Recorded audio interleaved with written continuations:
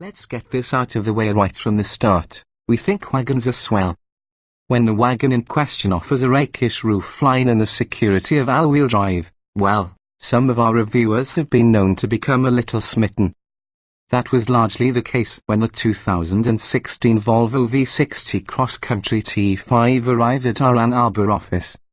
What it is, riding 2.5 inches higher than the standard V60 wagon, the V60 Cross Country, and its S60 Cross Country sedan counterpart, professed to mix mild off-road chops with a stylish exterior and a touch of sporting dynamics.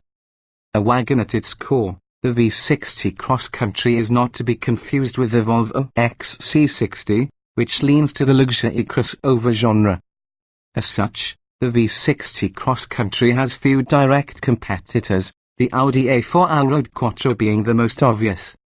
But we can also see fans of the Subaru Outback appreciating the V60 Cross Country's wagon with guts persona, albeit at a higher price point than the Subby. Marketing types would prefer that buyers envision these vehicles as the perfect accessory for their active lifestyles, frequently presenting them in carefree scenarios involving rolling up the Pacific Coast Highway with camping gear in the back and a pair of kayaks on the roof. But we've learned from personal experience that they also make great tools for whittling away at the commitments of day-to-day life. The off-road capability promised by the V60 Cross Country's black head-out wheel flares and optional 19-inch bore matte black wheels $750 is delivered in the form of 7.9 inches of ground clearance, front and rear skid plates, and a Borg-Warner Neyhold all-wheel drive system. Yet, Volvo's decision to fit relatively low-profile 23,545 Biley Scorpion Zero asymmetric all-season tires speaks to just how little genuine off-roading it thinks buyers will actually do. So if it's not exactly Rubicon ready, at least the skid plates make an effort at minimizing underbody damage, and the all-wheel drive is poised to handle any weather or top-track challenges you'll likely encounter. Given their close kinship, it should come as no surprise that the Cross Country drives like a V60 wagon with a slightly higher center of gravity. Weighing nearly 2 tons 3,953 pounds, its heft is evident. Depending on your school of thought, you'll find this either an endearing trait of the Volvo legacy or a constant reminder that the V60's age is beginning to show. The S60 was new for 2011. But it wasn't until it was refreshed for 2014 that Volvo decided to send V60 wagons to America. Those who aren't looking to purchase immediately may want to wait for Volvo's all-new, drop-dead gorgeous V90 wagon to arrive in 2017, with presumably a cross-country version to follow shortly thereafter. The cross-country's steering is precise and offers a bit of feedback, but it feels weightier than most of its competition. We found it reassuring and well-suited to the wagon's personality. Body roll is minimal considering the extra height, and Volvo's corner traction control performs pseudo-torquey vectoring duty using the brakes, directing extra thrust to the outside wheels to reduce understeer when cornering. Still, mild understeer prevails at the limit, although it's doubtful most owners will ever experience sliding tires in normal use. We pulled 0.85 grams on our 300-foot skid pad, just under the 0.87 grams we saw in the last Audi allroad we tested. Note that an all-new allroad is due for 2017.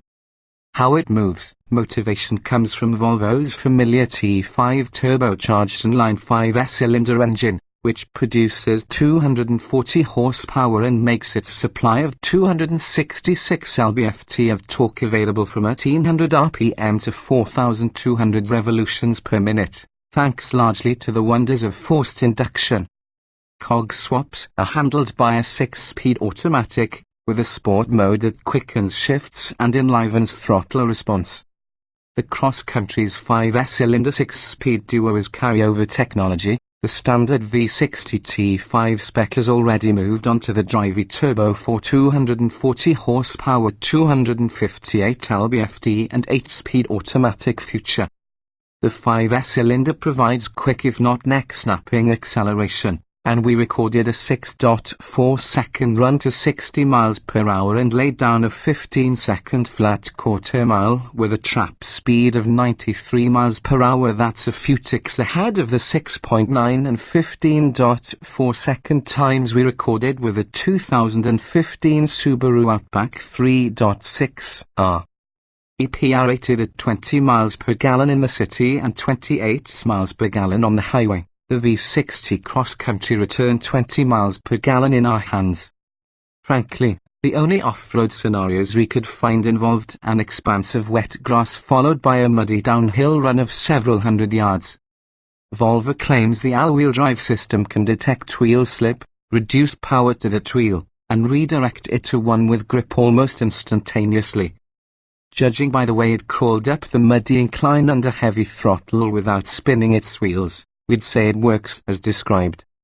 Of course, we've piloted numerous front and rear-wheel drive vehicles over the same terrain, although those efforts were often accompanied by copious amounts of wheel spin.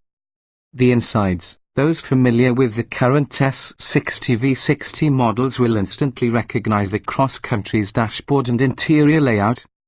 It's stylish, but the rectangular button buffet that constitutes the center stack can be overwhelming, and the setup would benefit greatly from a central control knob. We found the seats to be some of the most comfortable currently available in this price range, save for the non-adjustable headrests. Folks taller than, say, 6'2" will want to try them on for size, as the headrest can seem uncomfortably low for certain body types.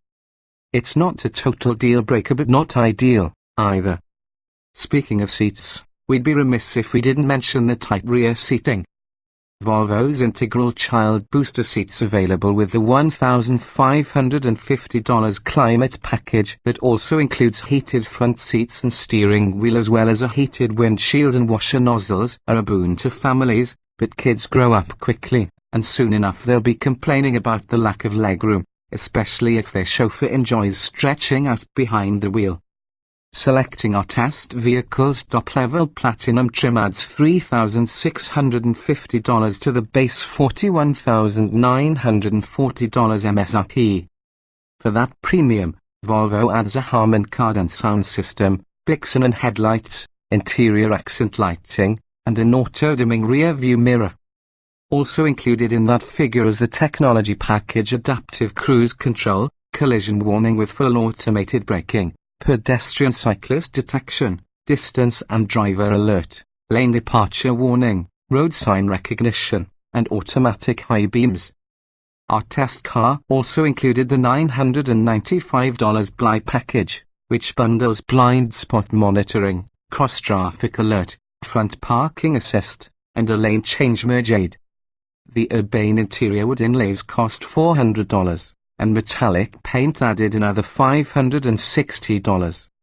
All in, our V60 wagon wore a not insubstantial price tag of $49,775. That's a hefty ask, particularly with the older but more utilitarian Volvo XC70 wagon sitting on one side of the showroom for essentially the same money and the standard V60 wagon on the other for less. But for buyers who demand exclusivity with their utility, the V60 Cross Country offers a compelling option in a tiny segment, and it looks good doing so.